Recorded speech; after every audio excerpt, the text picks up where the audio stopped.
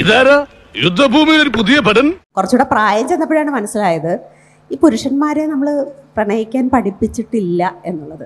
എന്താ നിങ്ങൾ അങ്ങനെ ഒരു വർത്താനം അല്ലല്ല, നിങ്ങൾ എന്തോ മനസ്സിൽ വെച്ച് പറയാണല്ലേ. കുട്ടിക്കാലം മുതലേ അവരെ ഭരിക്കാനാണ് പഠിപ്പിക്കുന്നത്. മറിച്ച് ഞാൻ ഈ വഴി പോവും, നീ എൻ്റെ പുറകെ വാ എന്ന് പഠിപ്പിക്കാനാണ് ആ ജനറേഷൻ വിചാരിച്ചിരുന്നത്. എന്തൊക്കെയാ നിങ്ങൾ പറയുന്നത്? ഒരു പിടിയും കിട്ടലില്ല.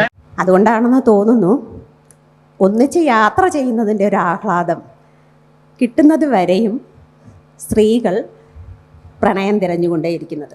അപ്പം ഞാൻ പൊട്ടനാ? ഇത്രയും ഞാൻ ചെയ്തുകൊണ്ടിരിക്കുന്നു, ഞാൻ പൊട്ടനാ? സ്വാതന്ത്ര്യത്തിനപ്പുറം മറ്റൊന്നുമില്ല. സ്വാതന്ത്ര്യം തരുന്ന ബന്ധങ്ങളെയാണ് നമ്മൾ എപ്പോഴും സ്നേഹിക്കുന്നത്. ഏത് റൂട്ടിലേക്കാ വണ്ടി തിരിക്കണേന്ന് എനിക്കിപ്പോ മനസ്സിലായി. ഞങ്ങളുടെ കാലത്ത് ഏറ്റവും വലിയ പ്രധാനപ്പെട്ട ഒരു കാര്യം എന്ന് വെച്ചാൽ ഒരാളെ സ്നേഹിക്കാവൂ, ഒറ്റ ഒരാളെ മാത്രം. ഞങ്ങളുടെ കാലത്ത് ഏറ്റവും വലിയ പ്രധാനപ്പെട്ട ഒരു കാര്യം എന്ന് വെച്ചാൽ ഒരാളെ സ്നേഹിക്കാവൂ, ഒറ്റ ഒരാളെ മാത്രം. നീ എന്താണ് ഉദ്ദേശിക്കുന്നത് വത്സ? ഒരു പുരുഷനെ സ്നേഹിക്കുക, അയാളെ മാത്രം സ്നേഹിച്ചുകൊണ്ടിരിക്കുക, അയാൾ സ്നേഹിച്ചാലും ഇല്ലെങ്കിലും സ്നേഹിച്ചുകൊണ്ടിരിക്കുക, പിന്നെ താലി കെട്ടിക്കഴിഞ്ഞാൽ ആ താലിയെ പറ്റി മാത്രം വിചാരിച്ചുകൊണ്ടിരിക്കുക. ഇങ്ങനെയൊക്കെ ആയിരുന്നു ഞങ്ങൾ പഠിച്ചിരുന്നൊരു കാലം. അടിപൊളി. ഇപ്പൊ പിടിച്ചാൽ നടത്തിക്കൊണ്ട് പോകാം, കുറച്ചു കഴിഞ്ഞാൽ ചങ്ങല കിടേണ്ടി വരും. ഒട്ടായി തുടങ്ങി. പിന്നെ ഈ ഒരു പുരുഷന്റെ കുട്ടികളെ സൃഷ്ടിച്ച് പ്രസവിച്ച് വളർത്തുന്നതായിരുന്നു ഒരു സ്ത്രീയുടെ ഏറ്റവും വലിയ സായുജ്യം. എനിക്ക് നിങ്ങളോട് പറയാനുള്ളൊരു കാര്യമുണ്ട്. നിങ്ങൾ കുറഞ്ഞത് 3 പേരെങ്കിലും പ്രേമിച്ചിട്ടേ പിന്നെ ഒരു വിവാഹത്തെ പറ്റി ചിന്തിക്കാവൂ. ഈ വിവരക്കാട് പറഞ്ഞതൊക്കെ ഇച്ചിരി മര്യാദ വേണം ഇൻസ്പെക്ടറെ. ഈ കാലത്തെ കുട്ടികളോട് എനിക്ക് പറയാനുള്ളത് അതാണ്. ചില സമയത്തൊക്കെ ചില കഷായമൊക്കെ കൊടുക്കേണ്ടി വന്നാൽ പോലും ചില സമയത്തൊക്കെ ചില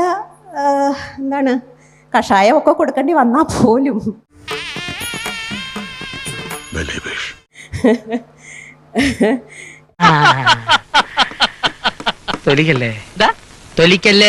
ഞാൻ കരുതുന്നത് എന്താണെന്ന് വെച്ചാൽ ഒരു സ്ത്രീക്ക് ഒരു ബന്ധത്തിൽ നിന്ന് ഇറങ്ങിപ്പോകാനുള്ളൊരു സ്വാതന്ത്ര്യം ഇല്ലാതായാൽ ചിലപ്പോൾ അവൾ കുറ്റവാളിയായി തീരും. സംസാരത്തിൽ അല്പം മാന്യതയാവാം. ഇതിലും ചീപ്പായ ഒരു വാക്ക് കിട്ടാനില്ല എനിക്ക്. എങ്കിൽ മിണ്ടാതിരിക്കുന്നതാണ് ഭേദം. ആ കുറ്റകൃത്യത്തിലേക്ക് അവളെ നയിക്കാതിരിക്കുക എന്നുള്ളത് ഈ പറഞ്ഞ എല്ലാം തികഞ്ഞ കാമുകന്റെ കടമയും കർത്തവ്യവുമാണ്. എന്ത് ഭ്രാന്താണ് ഇയാള് പറയുന്നത്? ആ കർത്തവ്യം ചെയ്യാതിരിക്കുമ്പോഴാണ് പ്രശ്നം. ഇതേമാതിരി മറ്റൊരിടത്ത് വർത്താനം പറയരുത്.